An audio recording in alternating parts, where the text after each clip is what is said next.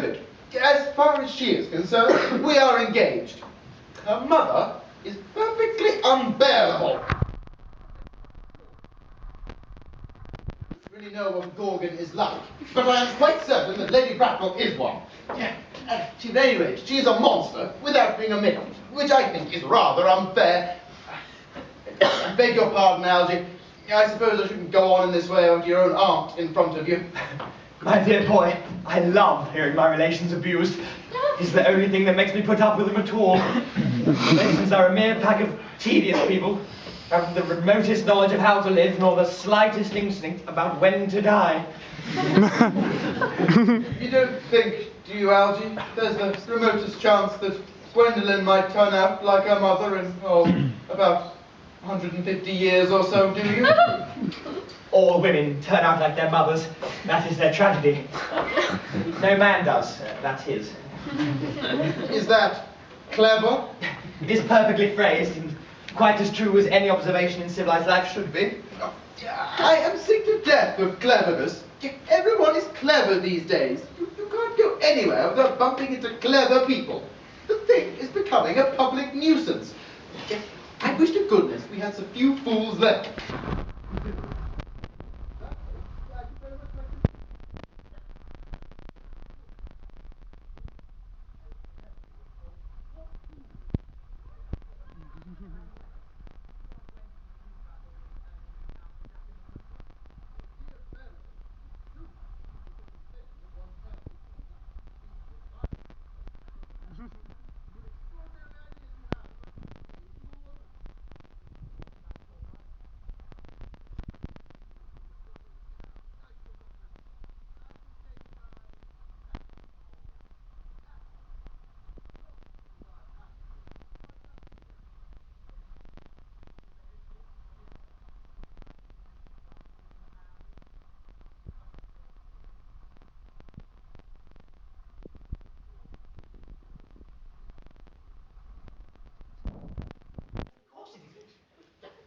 That settles that then. My poor brother Ernest, carried off in Paris suddenly by a severe chill. That gets rid of him. Yes, but I thought you said that young Miss Cardew had become slightly too much interested in your poor brother. Won't she feel it's not a good deal? I wouldn't worry about that. Cecily is not a silly romantic girl, I'm glad to say. She has a capital appetite, goes long walks, and pays no attention whatsoever to her lessons. I would rather like to see Cecily. I shall take very good care that you never do. She is excessively pretty and only just 18. Does Gwendolen know about your having an excessively pretty wife who is only just 18? One doesn't just blurt these things out to people. Look, Cecily and Gwendolen are perfectly certain to be very great friends. I'll bet you anything you like that within half an hour of their having met, they will be calling each other sister. Women only do that after they have called each other a lot of other things first. Now, if we are to get a good table at Willis's, we must go and dress. Do you know it is nearly 7? It always is nearly 7. Well, I'm hungry. I never knew you when you weren't. Miss Fairfax. Algy, kindly turn your back. I have something very particular to say to Mr. Worthing. My own one. Ernest, we may never be married. From the expression on Mamma's face, I fear we never shall. Few parents nowadays pay any regard to what their children say to them. Old-fashioned respect for the young is fast dying out.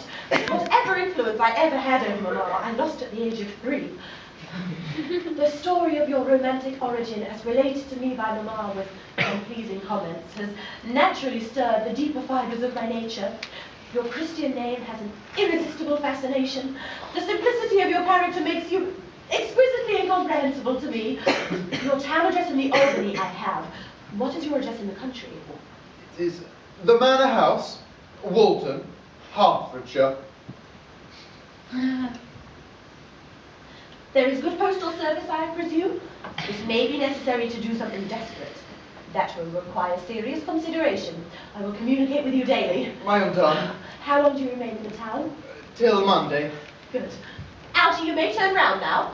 Thanks, I've turned round already.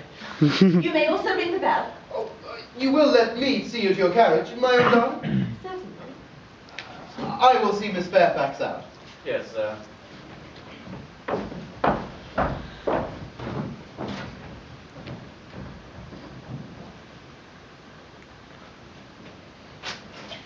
Tomorrow, Lane, I'm going bumbling. Yes, sir. I shan't be back till Monday morning. You can put up my dress clothes, my smoking jackets, and my Bunbury suits. Yes, sir. There's a sensible, intellectual girl. The only girl I ever cared for in all my life. What are you so amused at? I'm just a little anxious about poor Bunbury, that's all.